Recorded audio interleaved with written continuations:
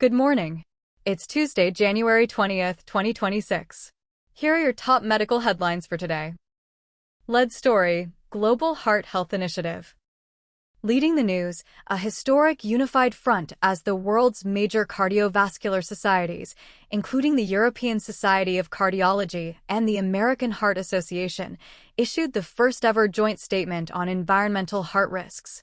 They report that environmental stressors, from air pollution to climate hazards, now account for 1 in 5 cardiovascular deaths worldwide, urging immediate policy shifts to treat environmental protection as a core pillar of heart health. Breakthroughs: early Alzheimer's and multiplex testing. In diagnostics, Mahajan Imaging and Labs has introduced a new AI-integrated blood test designed for the early detection of Alzheimer's disease.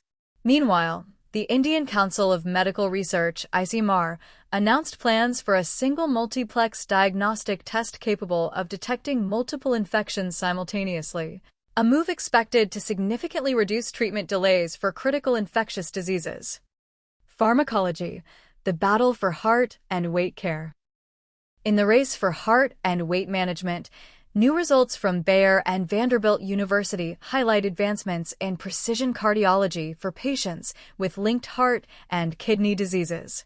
Additionally, clinical focus remains on the first results from the ANCHOR trial for Merck's long-acting flu antiviral, CD388, which could redefine seasonal prevention. Regulatory watch: FDA updates. Looking at the FDA, the agency has just issued new draft guidance for multiple myeloma treatments, focusing on minimal residual disease as a key endpoint for accelerated approvals. This follows last week's milestone approval of Zycubo, the first-ever treatment for children with Menkes disease. Increased physical activity was associated with a substantially lower risk for kidney function decline, with the strongest effects seen with higher frequencies and intensities of activity, according to a new longitudinal study. Medscape. In an era when so many view artificial intelligence, AI, as a tool, virologists are sizing it up to potentially predict the next pandemic. AI shows potential in helping global health experts detect emerging infectious diseases earlier. Still, researchers stress that the tool must complement, not replace, traditional surveillance led by a multidisciplinary team. Medscape. A story. A man grabbed a bottle of what looked like water and took a swig. Hours later, he was in the emergency department with a life-threatening cerebral air gas embolism. The problem: it was highly concentrated hydrogen peroxide. The ingestion triggered a rare but potentially fatal neurologic emergency detailed in a case report by Tony Selwyn Arakiasamy, MD, of Christian Medical College and Hospital in Vellore, India, and colleagues published in BMJ Case Reports. MedPage Today. Another story. A researcher named Tu Yuyu. She had no PhD. No international experience, no recognition. But she saved 200 million lives by reading one sentence in a 1,600-year-old book. China. A researcher named Tu Yuyu faced an impossible mission: cure the disease killing more soldiers than war itself. Malaria was unstoppable. Scientists worldwide had tested 240,000 compounds. Every single one failed. The parasite had outsmarted modern medicine. Tu was 39, working in a country torn apart by political chaos. She had no doctorate. She'd never published internationally. She'd never left China. Her own husband was in exile for being an intellectual. But she had an idea nobody else considered. If modern science had no answers, maybe ancient wisdom did. Tu disappeared into libraries, reading medical texts from dynasties long forgotten. She traveled across China, interviewing elderly healers, filling notebooks with remedies passed down for centuries. Her team tested 2,000 traditional recipes, made 380 plant extracts, tested them on infected mice, one by one. Most did nothing. A few showed promise. One plant kept appearing in the old texts: Qinghao, sweet wormwood, used for fevers for over 1,000 years.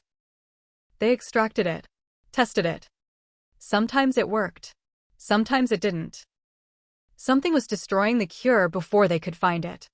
2 went back to the ancient manuscripts. Read every reference again. Searched for what she was missing. Then she found it. One sentence in a text from 340 AD, written by a physician named Gahong. A handful of Qinghao immersed in 2 liters of water, wring out the juice and drink it all. Cold water. Not boiling. 2 realized what they'd done wrong.